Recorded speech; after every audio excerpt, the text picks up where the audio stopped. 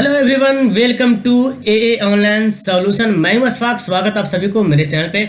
तो आज हम लोग मैथ का प्रश्नावली 3.6 का एनसीईआरटी का गणित पढ़ने वाले हैं और ये आपका सवाल नंबर दूसरा है। इससे पहले जो पहला सवाल में क्वेश्चन 8 तक था तो वो सारे सॉल्यूशन करा दिया गया है। नीचे डिस्क्रिप्शन में लिंक दिया हुआ है, जाकर के देख सकते हैं। और 3.4, 3.2, 3 सारा कुछ मतलब आपका सॉल्यूशन किया हुआ है, बनाया हुआ है। डिस्क्रिप्शन में सारा का लिंक दिया हुआ है, नहीं देखे हैं तो जाकर के वहाँ पे बाद में देख लीजिएगा। फिलहाल यहाँ पे आप जो है सेकंड सवाल देखिए। तो सवाल सेकंड में जो है 1, 2, 3 सवाल है। तीनों सवाल को यहाँ पे कवर करेंगे, तो धैर्य बनाइए, सब रखिए और सभी सवाल को यहाँ पे हल करेंगे। अगर आप पढ़ना है, आपको पूरा एक एक क्वेश्चन करके पढ़ना है सही से, और अगर नहीं आ रहा तो पूरा वीडियो देखिए, तभी समझ में आएगा आपको। ओके, तो आइए सबसे पहले सवाल देखते हैं। दूसरा सवाल देखिए क्या बोलता है जी। निम्न समस्याओं को रैखिक समीकरण युग्म के रूप में व्यक्त कीजिए। यानी कि रैखिक समीकरण के रूप में व्यक्त करना है, उसके बाद फिर क्या करेंगे, हल करेंगे। ठीक है, सवाल देखिए क्या बोलता है। ऋतु धारा के अनुकूल 2 घंटे में 20 किलोमीटर तैर सकती है। यानी कि धारा के अनुकूल का मतलब धारा के साथ साथ, समझे। धारा के अनुकूल मतलब क्या हुआ, धारा के साथ साथ जो है 2 घंटे में 20 किलोमीटर तैर सकती है। और धारा के प्रतिकूल 2 घंटे में 4 किलोमीटर तैर सकती है। यानी कि धारा का उल्टा, यानी कि धारा इधर जा रहा है, इधर धारा बह रहा है और ऋतु उधर से जा रही है, तो उस टाइम जो है 2 घंटा में 4 ही किलोमीटर तैर सकती है। तो उसकी स्थिर जल में तैरने की चाल, यानी कि जब धारा शांत रहे, जल स्थिर रहे, तो उस टाइम चाल उसकी क्या होगा, यानी कि ऋतु की चाल पता करना है और फिर धारा की चाल पता करना है। ओके, तो अब यहाँ पे देखिए इसको कैसे बनाते हैं। तो इसका बहुत ईजी सा फंडा है, कोई हार्ड नहीं। जिसका निकालने के लिए बोल रहा है, यानी कि ऋतु की चाल निकालने के लिए बोल रहा है ना, और फिर धारा की चाल निकालने के लिए बोल रहा है, तो हम क्या कर लेंगे, मान लेंगे यहाँ पे। चलिए आप हल लिखते हैं। पहले यहाँ पे लिखते हैं माना कि ऋतु की चाल। माना कि ऋतु की चाल क्या मान लेते हैं हम, 1 से किलोमीटर प्रति घंटा। चाल चूंकि किलोमीटर प्रति घंटा में लिखते हैं। उसके बाद फिर क्या है, धारा की चाल। तो लिख लेते हैं यहाँ पे धारा की चाल। धारा की चाल क्या मान लेते हैं, y किलोमीटर प्रति घंटा। ओके, अब देखिए यहाँ पे थोड़ा सा कंडीशन समझिए। अगर धारा इधर बह रही, ठीक है, धारा इधर बह रही, इधर धारा बह रही है, ठीक है, और ऋतु भी यही साथ में बहेगी, तो आप बोलिए जाहिर सी बात है, धारा के साथ साथ अगर ऋतु बहेगी या धारा के साथ साथ ऋतु अगर तैरना चाहेगी तो जाहिर सी बात स्पीड हो जाएगी, है ना। यही तो यहाँ पे दिख रहा है ना। 2 घंटा में अगर धारा के साथ बही तो कितना किलोमीटर चलेगी, 20 किलोमीटर चलेगी, है ना। 2 घंटा में धारा के अनुकूल में गई तो 20 किलोमीटर गई। लेकिन अगर धारा इधर जा रही है और ऋतु इधर उल्टा जा रही है, तो देख रहे 2 घंटा में सिर्फ 4 किलोमीटर ही तैर सक रही। इसका मतलब ये हुआ कि धारा के साथ साथ जब जा रही है तो धारा के चाल और ऋतु की चाल, दोनों चाल क्या हो जा रहा है, जुट जा रहा है, ऐड हो जा रहा है, ठीक है। और लेकिन धारा का अगर उल्टा में जा रही है तो धारा के चाल ऋतु की चाल में माइनस हो जा रहा है। समझ में आई बात। यानी कि धारा की चाल अगर x है और ऋतु की चाल अगर y है, तो दोनों मिल के बन गया कितना, ये दोनों मिल के चाल बन जाता है, तब आपका स्पीड हो गया चाल, ऋतु की चाल। लेकिन अगर ऐसे कंडीशन रहे तो क्या हो जाएगा, दोनों में क्या हो जाएगा, माइनस हो जाएगा। तो ये फंडा समझना आपको, ठीक है। अब यहीं पे वो फंडा के यहाँ पे लिख लेते हैं, यहाँ पे लिखते हैं। इसलिए धारा के अनुकूल में लिखते हैं अनुकूल चाल, अनुकूल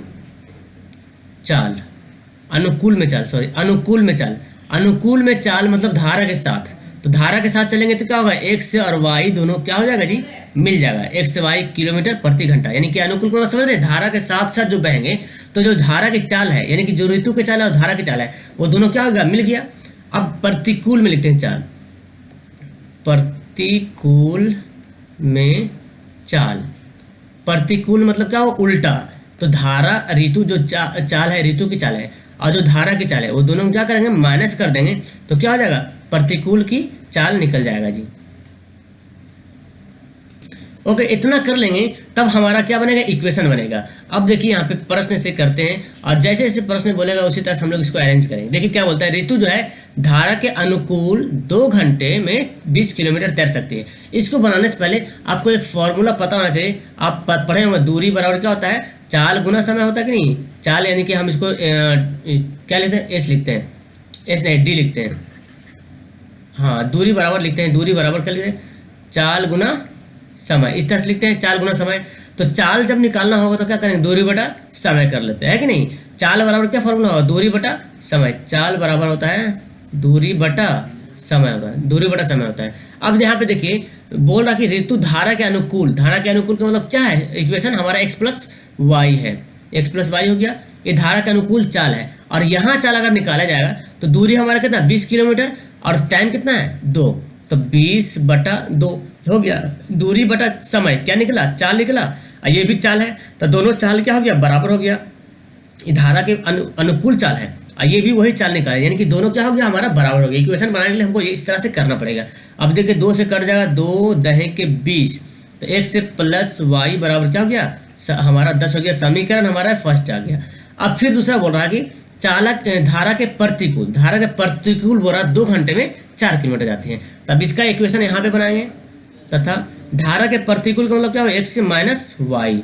तो धारा के प्रतिकूल ये चाल हो गया, तो कितना किलोमीटर जा रहा है, 4 किलोमीटर जा रहा है 2 घंटे में। तो देखिए दूरी 4 किलोमीटर है और समय लग रहा है 2 घंटा, तो दूरी को समय से भाग कर देंगे, क्या निकल जाएगा, चाल निकल जाएगा। इधर भी चाल है, इधर भी चाल, दोनों तरफ चाल क्या हो गया, बराबर हो गया। अब 2 दूना 4 कर देते हैं, तो x से माइनस वाई बराबर क्या हो गया, हमारा 2 आ गया। समीकरण हमारा हो गया ये सेकंड। अब समीकरण को फर्स्ट को सेकंड से यहाँ पे क्या कर देंगे जी, हल कर लेंगे। तो यहाँ पे लिख लेते हैं समीकरण फर्स्ट प्लस सेकंड से, समीकरण फर्स्ट को सेकंड से क्या कर देंगे, जोड़ देंगे। फर्स्ट समीकरण देखिए क्या बोलता है, x प्लस वाई बराबर है 10 और ये है x से माइनस वाई बराबर कितना है, x माइनस वाई बराबर 2 है। अब इक्वेशन को हल कर लेंगे तो देख रहे हैं वाई क्या हो जाएगा जी, कट जाएगा और x यानी कि 2x हो जाएगा और 10 और 2 कितना होगा, 12 होगा। तो अब इजी से ये बन जाएगा हमारा इक्वेशन, क्या होगा, 2 को इधर ले चले आएंगे, यानी कि गुना है तो 2 कहाँ चल जाएगा, भाग में, यानी कि बटे में। तो 2 छक 12, x से बराबर कितना गया, 6 आ गया। अब x का मान समीकरण फर्स्ट या सेकंड किसी में भी रख देते हैं, x का मान समीकरण, चलिए किसी फर्स्ट में रखते हैं, फर्स्ट में रखने पर चलिए समीकरण फर्स्ट क्या है, x प्लस वाई बराबर 10 है, ठीक है। तो x का मान कितना आया था, 6 आया था, 6 रख देंगे, प्लस वाई बराबर 10 है और 6 जो है इधर दाएं तरफ चल जाएगा, तो y बराबर क्या होगा 10, माइनस में चला जाएगा, 6 प्लस में इधर जा क्या बनता है माइनस में, तो y बराबर कितना गया, 4 आ गया। तो अब पता चल गया x से हमारा क्या है, x से किसको माने थे, हम ऋतु की चाल माने थे, और y किसकी माने थे, धारा की चाल। हमारा बोल रहा ना ऋतु की चाल और धारा की चाल ज्ञात करना, स्थिर पानी में उसकी चाल यानी कि ऋतु की चाल। तो यहाँ पे हम लिख देते हैं, अतः स्थिर पानी में या स्थिर जल में है ना, स्थिर जल में ऋतु की चाल, स्थिर जल में ऋतु की चाल पर क्या माने, x माने, और x कितना है 6 किलोमीटर प्रति घंटा, ठीक है। और फिर धारा की चाल कितना माने हम, y माने, यानी कि y कितना है 4 किलोमीटर प्रति घंटा। तो ये हमारा क्या हो जाएगा, आंसर हो जाएगा। तो ये तो देख रहे हैं, बस मेन थोड़ा सा यहाँ पे आपको डिफिकल्ट यहाँ पे है, यहाँ पे आपको समझना पड़ेगा कि ऋतु की चाल x किलोमीटर माने, धारा की चाल y किलोमीटर माने। अगर अनुकूल जाता है तो जाहिर सी बात है धारा के साथ साथ अगर आप तैरना शुरू करेंगे तो स्पीड आपका ऑलरेडी पहले बढ़ जाएगा, है ना, ऑटोमेटिक क्या होगा, चाल बढ़ जाएगा। इसका मतलब धारा की जो चाल है और आपकी जो चाल है वो दोनों जुड़ जा रहा है। और अगर धारा का उल्टा अगर आप तैरेंगे तो जाहिर सी बात आपकी चाल क्या हो जाएगी, घट जाएगी, आपको ज़्यादा ताकत लगाना पड़ेगा। तो यहाँ पे क्या करेंगे, माइनस कर देंगे। अब ये दोनों जब बनाएंगे तो हमारा देखिए ये जो है अनुकूल वाला चाल है और यहाँ से भी हम चाल निकाल लिए, तो धारा का अनुकूल चाल x प्लस वाई हो गया। और यहाँ पे दूरी बटा समय क्या होता है, चाल होता है, दूरी बटा समय 20 किलोमीटर जा रहा है 2 घंटे में, तो दूरी बटा समय हमारा 10 हो गया।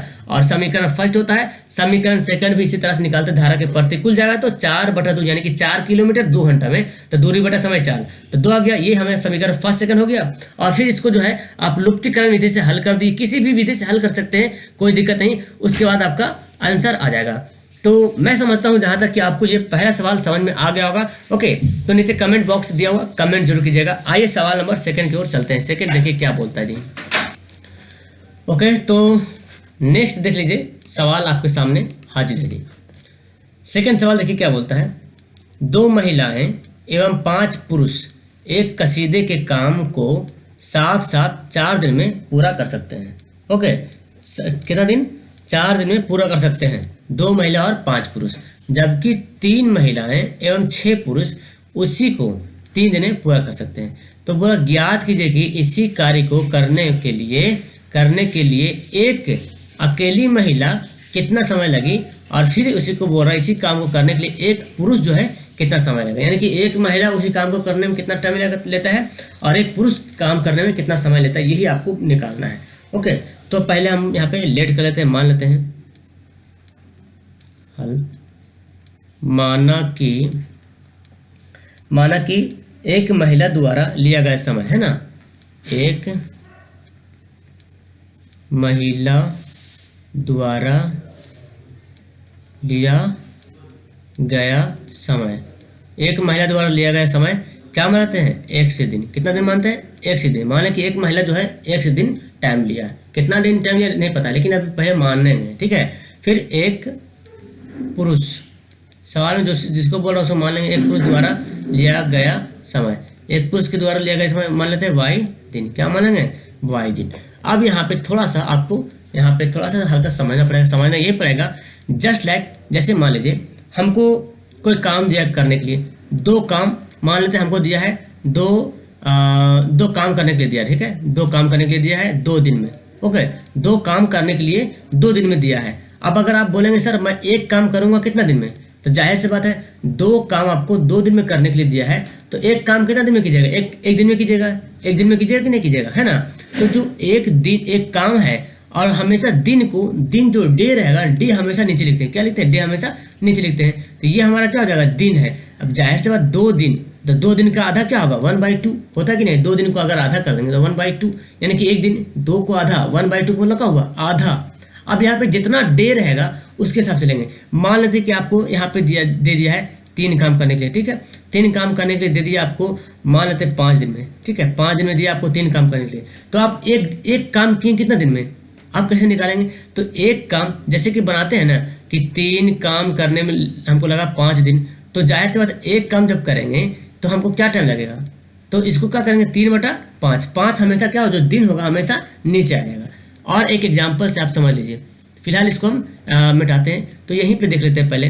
जैसे कि मान लेते हैं कि कोई आदमी बोलेंगे 5 काम करता है 3 दिन में, ठीक है, 5 काम करता है 3 दिन में, दिन कितना ले रहा, 3 दिन ले रहा, 5 काम करता है 3 दिन में, ठीक है, तो एक काम करेगा कितना दिन में, तो 5/3, हमेशा दिन जो रहेगा वो हमेशा क्या होगा, नीचे होगा, समझ रहे हैं। जैसे कि 2 पेज आपको लिखने के लिए दिए थे कोई चीज़ 2 दिन में, बोला कि 2 पेज आप 2 दिन में लिख दो, आप बोलेंगे हम 1 दिन में लिखेंगे, 1 दिन में कितना पेज, 1 पेज लिखे, कितना दिन लगा, 1 पेज लिखे, और जितना दिन है वो हम क्या लिखेंगे, दिन को हम हमेशा नीचे लिखेंगे। तो जाहिर सी बात आधा का मतलब क्या हुआ, आधा दिन का, 2 दिन है टोटल, अगर यहाँ पे 4 रहता तो क्या होता, 1/4 होता, अगर उसका 4 भाग होगा, है ना। तो यहीं पे वो समझना है, तो यही फंडा इसका है। अब आगे पहले इसको हम मिटा लेते हैं, तो आइए यहाँ पे मानते हैं, यहाँ पे लिखेंगे क्या, एक दिन में एक महिला द्वारा एक दिन में किया गया काम, है ना, एक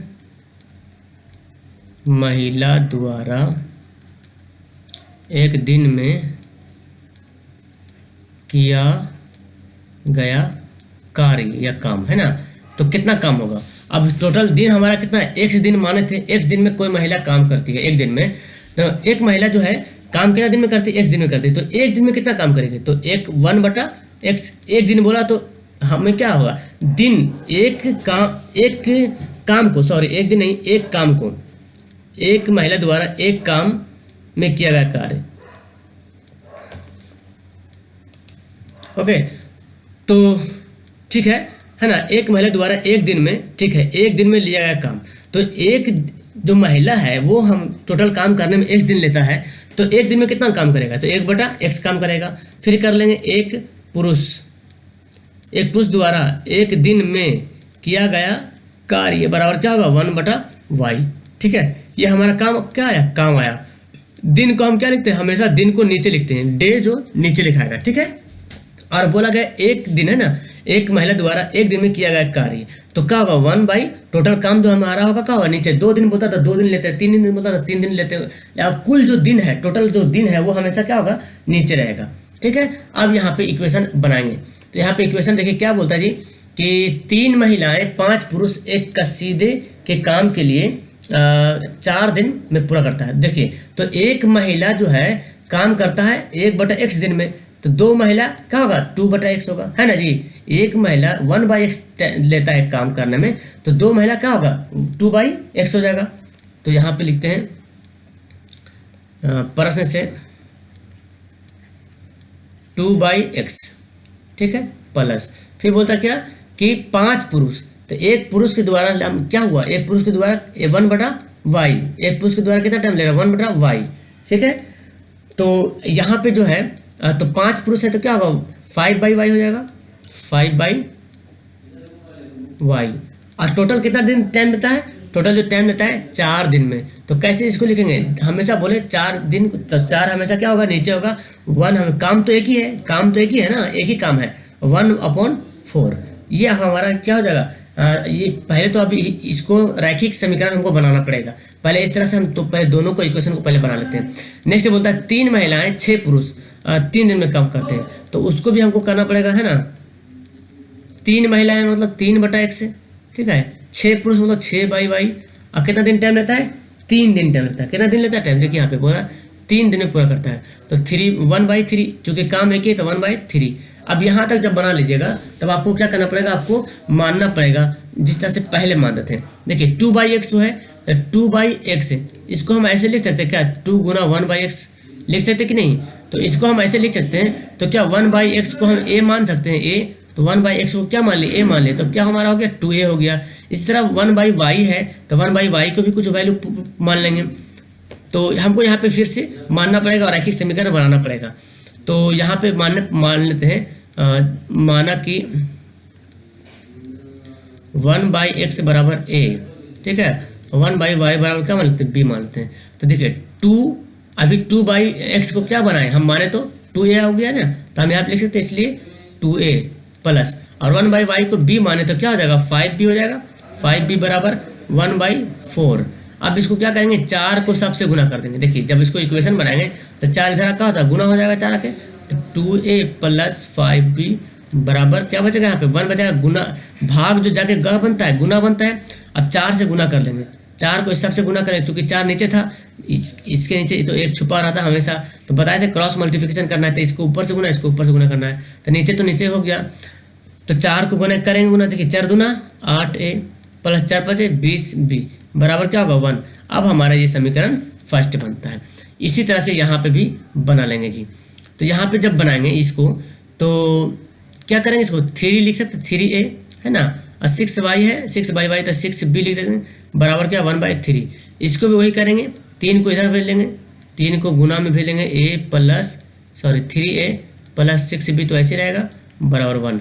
अब 3 से गुना करेंगे, 3 तिया 9a, 3 तिया 9b, और 3 छक 18b बराबर क्या बचा, यहाँ पे 1 बचा, है ना। अब ये हमारा समीकरण हो गया सेकंड, समीकरण हमारा क्या हो गया, ये सेकंड हो गया। ओके, तो ये इक्वेशन बन गया आपका पहला समीकरण, पहला और दूसरा समीकरण बन गया।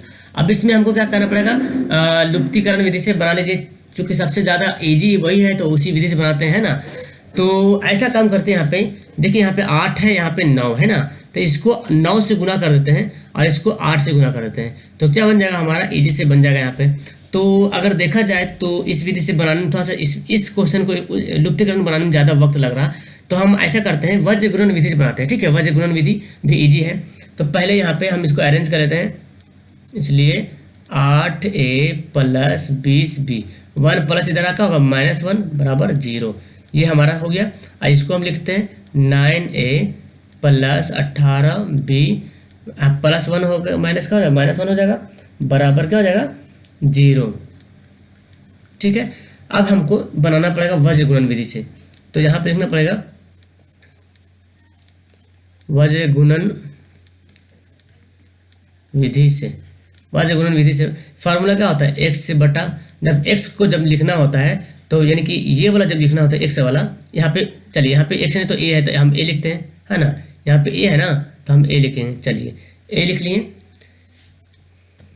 तो a जब लिखेंगे तो क्या करेंगे, 20 को 1 से गुना करेंगे, आपको पता है इधर से क्रॉस मल्टीप्लिकेशन इधर से इधर करते हैं, तो 20 को 1 से करेंगे क्या होगा 20, अब बीच में क्या होता है माइनस पड़ता है, और 18 को 1 से करेंगे तो प्लस माइनस माइनस हो गया कितना 18, ये हो गया बराबर। अब हमको b वाला लिखना है तो b को झाप देंगे और फिर इधर से गुना करेंगे, ये जो c वाला है ना 1 को 9 से गुना करेंगे तो 9 एकम 9, अब प्लस माइनस -9 हो जाएगा, और बीच में तो माइनस पड़ता ही है, और फिर 8 एकम 8 प्लस माइनस -8, तो -8 यहाँ पे लिख देते हैं बराबर c। अब c हमको लिखना है तो इसको झाप दीजिए, है ना। अब फिर क्या करेंगे, 8 को 18 से गुना करेंगे, तो 8 को 18 से गुना करें तो 18 को 8 से गुना करिए, देखिए 18 और 8 होता है 144, 8 64 के 4 बचा 6, 8 कम 8 6 14, 144 हुआ। तो 144 माइनस, अब 20 को 9 से करेंगे, 9 दूना 18, 180 यहाँ पे आ जाएगा। अब इसको और अच्छा से अरेंज कर लेते हैं, फिर हमारा आंसर भी आ जाएगा आराम से। तो देखिए a बटा कितना हो गया 20 माइनस माइनस प्लस 18 है, 18 है बराबर b बटा माइनस 9 माइनस माइनस प्लस 8 बटा बराबर c बटा 11। ये कितना आएगा 14 में से 0 जाएगा 4। अच्छा ये उल्टा घटाना पड़ेगा ना, 180 बड़ा है तो 10 में से 4 घटेगा 6 और 7 में से 4 घटेगा तो 3, कितना गया 36 आ गया। और कितना आएगा माइनस में आएगा है ना, 36 क्या आएगा माइनस में आ जाएगा। और फिर इसको एक लाइन और इसको सही कर लेते हैं, a बटा 20 18 कितना होगा जी 38 हो जाएगा। और यहाँ पे b बराबर क्या हो जाएगा 9 में से 1 घटेगा तो माइनस, 9 में से 8 घटेगा -1 और यहाँ पे c बटा -36। ओके -36 यहाँ पे हो जाता है। तो यहाँ देखिए हम जो गुना जो किए थे, ये जो गुना किए थे 20 को 1 से गुना किए तो प्लस माइनस माइनस होगा ना, यहाँ पे माइनस लिखा है, माइनस भूल गया था मैंने, यहाँ पे माइनस होगा। ठीक है, तो अब देखिए यहाँ पे क्या करेंगे जी, इसको पहले मिटा लेते हैं ना, इसको पहले करते हैं थोड़ा सा मिटा लेते हैं। अब देखिए 20 में से 18 घटेगा क्या हो जाएगा -2 बचेगा। अब हमारा यहाँ पे ये सॉल्यूशन हमारा हो जाएगा जी। तो किसी एक को बराबर कर लेते हैं, इसलिए a/-2 बराबर क्या लिखेंगे c के जगह पे तो c नहीं लिखाएगा बट यहाँ पे 1 लिखाना है। क्या लिखना है 1 लिखना है ना, c की जगह पे तो c नहीं लिखते हैं 1 लिखते हैं। फॉर्मूला में हमारा 1 होता है, c नहीं होता है 1 होता है। तो यहाँ पे भी 1 कर लेते हैं है ना। तो a बराबर -2 हो गया, तो यहाँ पे इस किससे बराबर करते हैं 1/-36 से बराबर कर लेते हैं। तो क्रॉस मल्टीप्लिकेशन होगा, 36 को a से करेंगे तो -36a बराबर -2 को 1 से करेंगे तो -2। ठीक है, ये दोनों क्या हो जाएगा कट जाएगा। अब क्या करेंगे a बराबर हो जाएगा 2/36, काट लेंगे 18 दूना 36, a बराबर क्या होगा 1/18 आ गया, a बराबर का मान आ गया 1/18। ओके, अब a का मान आ गया 1/18 आ गया। तो इसी तरह से हम b का भी मान निकालते हैं, इसको ये दोनों को बराबर कर लेते हैं, b/-1 बराबर कर लेंगे 1/-36। तो फिर वही करेंगे, 36 को b से गुना करेंगे तो -36 हो जाएगा, -36 भी। अब -1 को 1 से करेंगे तो -1, दोनों तरफ माइनस होता है, क्या होता है कट जाता है। तो b बराबर क्या गया 36 को इधर ले जाएंगे तो 1/36 आ गया। अब a का मान निकल गया 1/18, b का मान निकल गया 1/36 निकल गया। अब यहाँ पे हम क्या माने थे 1/x बराबर क्या माने थे a माने थे, 1/y बराबर क्या माने थे b माने थे। तो यहाँ पे वही आपको यहाँ पे वैल्यू पुट करना पड़ेगा।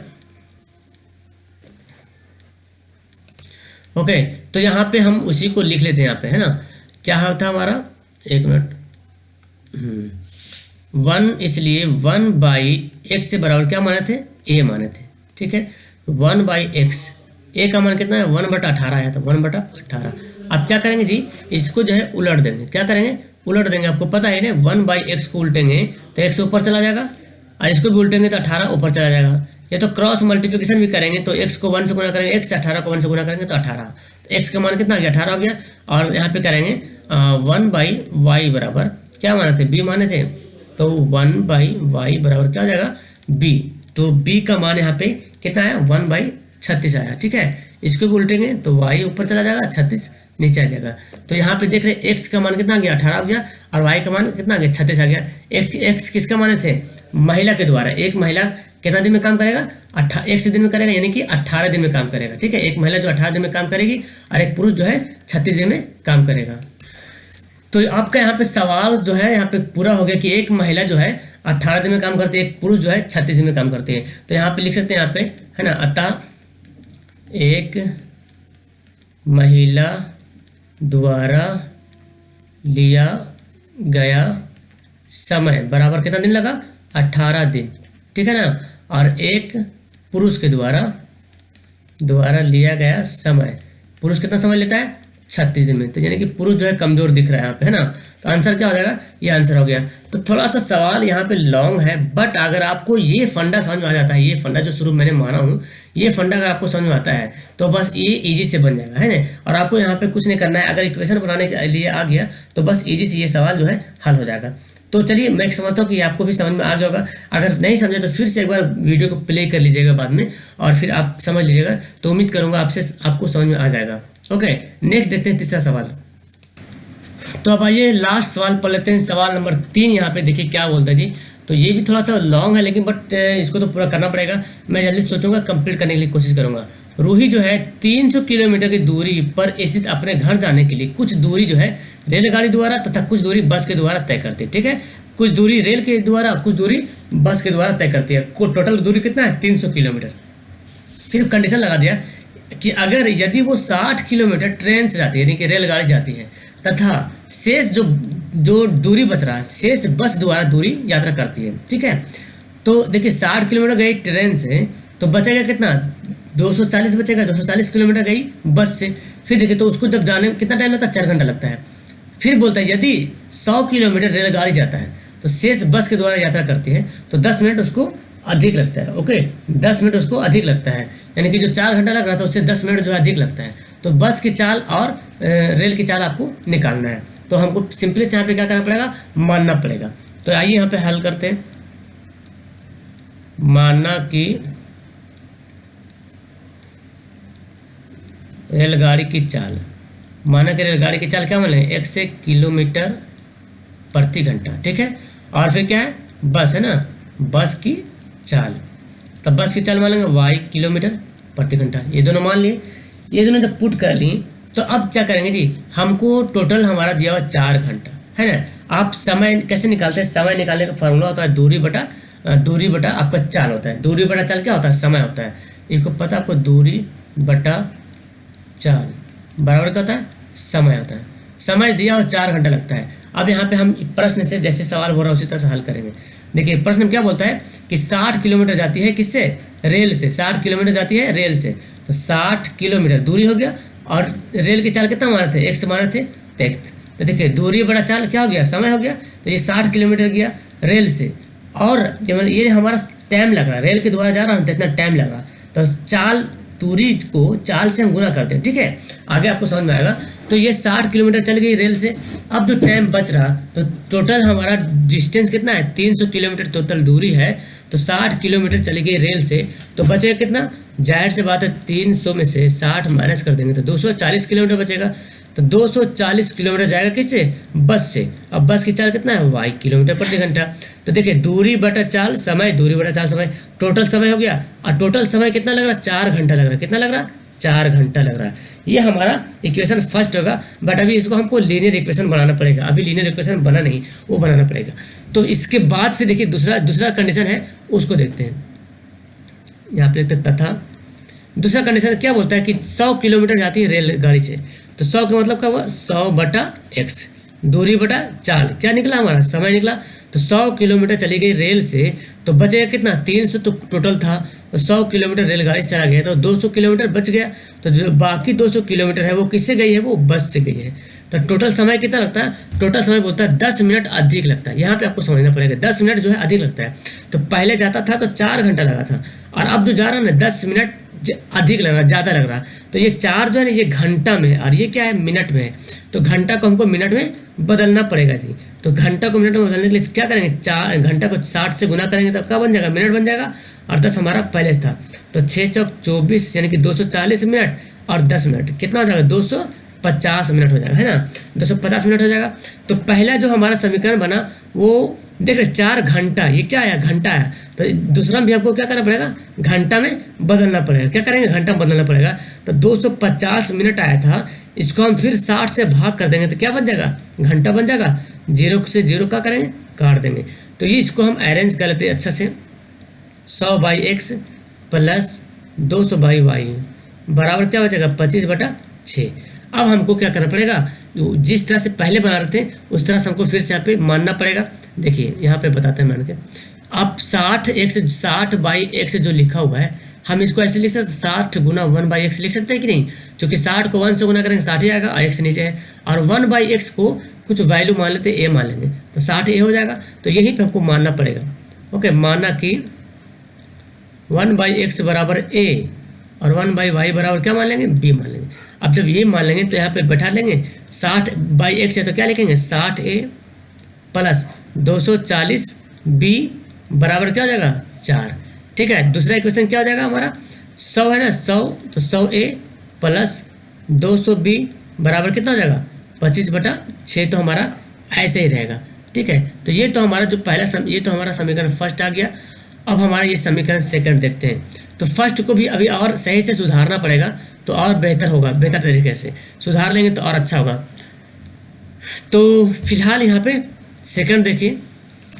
ओके, तो यहाँ पे हमको सेकंड के लिए हमको क्या करना पड़ेगा, 6 से इसको क्या करेंगे, गुना करेंगे। जानते हैं तीसरे तीसरी का होता है, गुना होता है। तो 6 से गुना करेंगे तो 6 ऐसे लिख सकते हैं 100a प्लस 220 बराबर क्या बचेगा 25। तो गुना कर लीजिएगा 6 को 100 तो 600a प्लस 6 को 2 से गुना करेंगे 6 दूना 1220 हो जाएगा, है ना, बराबर क्या बचेगा 25। समीकरण अब बनेगा हमारा सेकंड। अब देखिए 600 यहाँ पे 60a है और 600a है। ओके, 60a और 600a है। तो हम क्या करेंगे, एक को काट लेते हैं। तो कैसे करेंगे, हमको एक को बराबर करना पड़ेगा।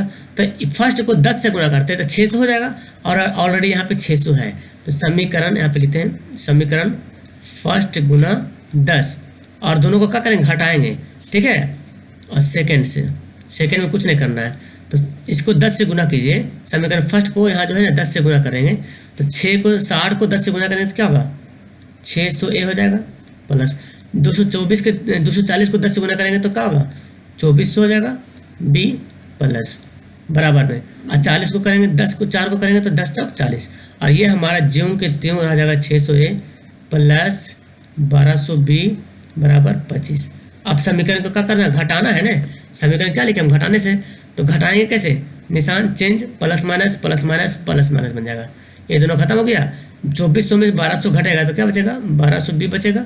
और यहाँ पे घटाइएगा तो कितना आएगा, 10 में से 5 गया 5, और 3 में से 2 गया 1, 15 आ गया। अब हम लिख सकते हैं यहाँ पे b बराबर क्या लिख सकते हैं, 15/200। तो चाहे तो यहाँ पे काट सकते हैं, 5 से काट ले, 5 तिया 15 और 5 चौक 20, 40 हो गया। तो कितना गया, b बराबर आ गया 3/40। b का मान कितना गया, 3/40 आ गया। अब b का मान किसी एक समीकरण में रख लेंगे, फर्स्ट या सेकंड में किसी एक में रख लेंगे, ठीक है। तो b का मान आइए समीकरण फर्स्ट में यहाँ पे वैल्यू रख लेते हैं। b का मान समीकरण फर्स्ट में रखने पर, फर्स्ट देखिए समीकरण क्या हमारा, यहाँ देखिए 60a प्लस 240b बराबर 4, यही तो हमारा फर्स्ट है ना। तो यहाँ पे लिखेंगे 60a प्लस 240b बराबर 4, यही हमारा समीकरण फर्स्ट है ना। 60a कहाँ गया, 60a प्लस 240b बराबर 4। अब हम यहाँ पे b का मान कितना है, 40 आया था ना, तो b का मान रख लेते हैं 60a प्लस 240 लिखेंगे यहाँ पे, एक मिनट, हाँ यहाँ पे इसका लेते हैं 60a प्लस 240 गुना b का मान कितना आया था, 3/40 आया था, बराबर में कितना 4। तो देखिए 0 से 0 कट जाएगा, 4 छक 24 हो जाएगा, ठीक है। तो कितना था, 60a प्लस 6 18 और 18 हो गया बराबर 4। देखिए हमको छोटा छोटा लिखने का आदत नहीं, हमको बड़ा बड़ा लिखने का आदत, इसलिए बड़ा बड़ा लिखा रहा है, ठीक है यहाँ पे। और फिर क्या करेंगे, 18 को इधर भेजते हैं, तो 60a बराबर क्या होगा, 4 - 18, ठीक है। और फिर a बराबर क्या करेंगे, इसको पहले घटाइए, कितना आएगा, -14 आ जाएगा, और 60 आ जाएगा हमारा नीचे में आ जाएगा। 60 कहाँ आ जाएगा, 60 आ जाएगा नीचे। तो यहाँ पे हम मिस्टेक कर दिए जी, क्या मिस्टेक करी, देखिए यहाँ पे 1200 लिखा हुआ था, यहाँ पे हम 2 ही से लिखे हैं ना। तो हमको यहाँ पे भी 1200 लिखना पड़ेगा। तो 5 तिया 15 और 5 यहाँ पे काटेंगे, 5 8 पहले काट लेते हैं, 5 दूना 10 है ना, 5 दूना 10 लिखते हैं, कितना बचेगा हमारा, बचेगा 2। तो फिर 5 दूना 10 लिखेंगे और 0, फिर 3 से काटते हैं, 3 से यहाँ पे नहीं कटेगा फिलहाल। तो 1 मिनट मैं इसको पहले मिटा लेता हूँ, ओके 1 मिनट पहले मैं इसको मिटाता हूँ, उसके बाद आप समझ जाइएगा। पहले तो इसको हम मिटा लेते हैं। तो आइए यहाँ पे क्या करेंगे, यहाँ पे हम लोग क्या करेंगे, b का मान निकालेंगे। b बराबर क्या लिख सकते हैं, 15/1200 है ना, 1200 आ जाएगा हमारा, नीचे में आ जाएगा। अब इसको काटिएगा, तो देखिए 15 को काटेंगे तो पहले 5 से काटेंगे, 5 तिया 15, 5 दूना 10, 5 चौक 20, 240 आ गया। 3 से काटेंगे, 3 8 24, कितना गया, 80 आ गया, यानी कि 1/80। b का मान कितना आ गया, 1/80 आ गया। अब b का मान समीकरण फर्स्ट में रख देते हैं, ओके यहीं पे लिख देते हैं, b का मान समीकरण फर्स्ट में रखने पर। समीकरण फर्स्ट क्या था, 60A प्लस देख लेते हैं 60A प्लस 240B बराबर 4, 60A प्लस 240B बराबर 4 है ना। तो देखिए 60A प्लस 240, बी का मान कितना है 1/1/80 आया, तो 1/80 रख देते हैं बराबर 4। देखिए 0 0 कट गया, 8 तिया 24, तो यहाँ पे लिख देंगे 60A बराबर लिखते हैं 4, 3 को हम दाएं तरफ भेजते हैं तो 4 आके क्या आ जाएगा, घट जाएगा यहाँ पे। तो यहाँ पे जो हम लिखेंगे जी, तो क्या लिख देंगे 60, अब 60 नहीं लिखते हैं, अब ए बराबर लिखते हैं, घटेगा क्या होगा 1, और 60 इधर आके नीचे चला आएगा। तो ए का मान आ गया 1/60 और बी का मान क्या गया 1/80 आ गया है ना, 1/80 आ गया। अब हम जो माने थे वैल्यू यहाँ पे उसका मान रख लेते हैं, चूँकि क्या माने थे जी 1/x से बराबर क्या माने थे, ए माने थे ना। देखिए यहाँ पे क्या माने थे 1 यानी कि 1/x से 1/x बराबर क्या माने ए माने थे, और 1/y बराबर बी माने थे। तो यहाँ पे लिख लेते हैं 1/x बराबर ए, और यहाँ पे 1/x से बराबर ए का मान कितना है 1/60 आया। उलट दीजिए इसको, ये तो क्रॉस मल्टीप्लिकेशन कर दीजिए, x को 1 से गुना करेंगे 1 और 60 को 1 से गुना करेंगे 60, तो x का मान कितना गया 60 आ गया। और यहाँ पे लेते हैं 1/y बराबर क्या आया, माने थे हम b माने थे 1/y बराबर b का मान कितना 1/80 आया था। इसको भी सेम करेंगे, y को 1 से गुना करेंगे और 80 को 1 से गुना करेंगे, क्या आ जाएगा 80 आ जाएगा। तो x का मान आ गया हमारा 60 और y का मान कितना गया 80 आ गया। x किसकी दूरी माने थे, किसकी चाल माने थे, x हम माने थे रेलगाड़ी की चाल है ना, अब बस की चाल माने थे y। तो यहाँ हमको x और y का वैल्यू पता चल गया, इसलिए लिख सकते हैं, इसलिए रेलगाड़ी की चाल क्या माने थे, x माने थे, और x का मान कितना है 60 किलोमीटर प्रति घंटा। और फिर बस की चाल है ना, बस की चाल कितना माने थे y माने थे, y कितना है 80 किलोमीटर प्रति घंटा। तो आई थिंक आपको ये भी समझ में आ गया होगा, थोड़ा सा यहाँ पे ध्यान लगाना है और बाकी आपको क्लियर यहाँ पे हो जाएगा। तो मैं समझता हूँ अब आपको ये जो है 3.6 एक्सरसाइज पूरा फिनिश हो गया है। ओके, अब अगर आपको फिर से समझ नहीं आ रहा तो एक बार फिर से वीडियो प्ले कर लीजिएगा, समझ में आ जाएगा। इसके अलावा भी अगर नहीं समझ आएगा तो फिर आप टेलीग्राम नाम का एप्लीकेशन डाउनलोड कीजिए टेलीग्राम, और वहाँ पे सर्च कीजिए AA ऑनलाइन सॉल्यूशन 2021, ठीक है। वहाँ पे एक ग्रुप मिलेगा, आप उसमें ज्वाइन हुई और वहाँ से मुझे पर्सनली मैसेज कर सकते हैं, तो मैं कोशिश करूँगा आपको हेल्प करने के लिए। ओके, तो चलिए मिलता हूँ मैं आपको नेक्स्ट वीडियो में। That's all, thank you everyone.